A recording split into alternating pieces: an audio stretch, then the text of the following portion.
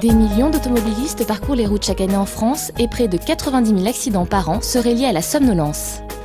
Médicaments, manque de sommeil, conduite nocturne, un tiers des conducteurs avouent avoir connu dans l'année au moins un épisode grave de somnolence les obligeant à s'arrêter.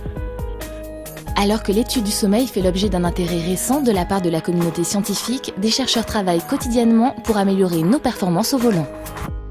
En fait, la fatigue, c'est la difficulté croissante à maintenir une tâche à terme, un effondrement des performances et donc le traitement, c'est le repos, alors que la somnolence, c'est l'incapacité à se maintenir éveillé et le traitement, c'est le sommeil. Donc dans les faits, ça peut être ressenti de la même façon, c'est-à-dire par exemple, j'ai de plus en plus de mal à conduire cette voiture, mais par contre, les traitements sont très différents et aussi les circuits neuronaux impliqués sont très différents, donc c'est pour ça que c'est très important de déjà différencier ces deux symptômes. Il y a 3 façons d'être somnolent au volant. La première, c'est parce qu'on a une mauvaise hygiène du sommeil, c'est-à-dire on va se priver de sommeil. La deuxième, c'est parce que son sommeil n'est pas reposant ou votre cerveau produit trop de sommeil. Donc c'est par exemple les apnéiques qui ont une fragmentation du sommeil parce qu'ils s'arrêtent de respirer la nuit, ou les narcoleptiques qui vont avoir un défaut des systèmes d'éveil, c'est-à-dire ces production de neurotransmetteurs qui vous maintiennent éveillé.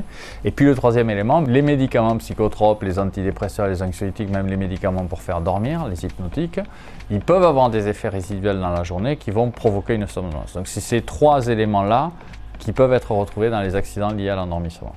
Le déficit de sommeil réduit le champ visuel et diminue les réflexes, sans compter le risque d'endormissement. Sur autoroute, on estime d'ailleurs qu'un accident mortel sur 3 est dû à la somnolence et contrairement aux idées reçues, la moitié de ces accidents se produisent lors de trajets de moins de 2 heures. Face à ces risques, il est essentiel d'identifier les signes d'alerte, mais tous les conducteurs ne sont pas égaux face au sommeil.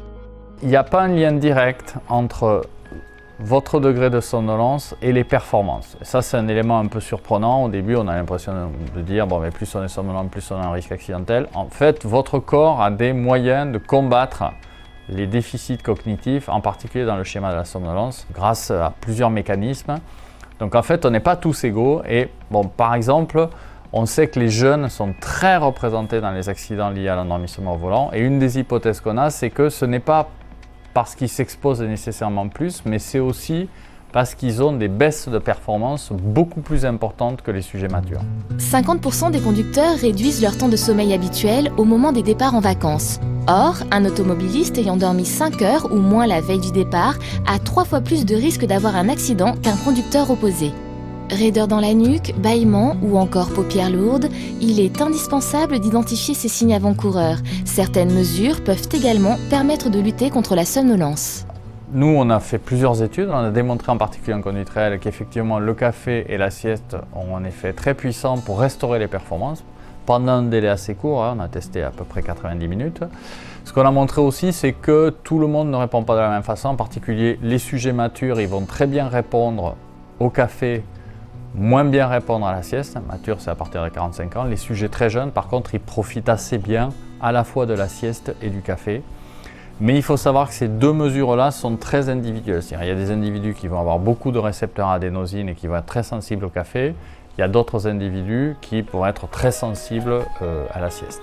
Au-delà des conséquences sur la route, toute la population est concernée par la question du sommeil et de son impact majeur sur le fonctionnement de l'organisme. En développant de nombreuses études visant à comprendre les mécanismes physiologiques du sommeil et à repérer ces troubles, l'INSERM et ses partenaires en ont fait une priorité de recherche médicale.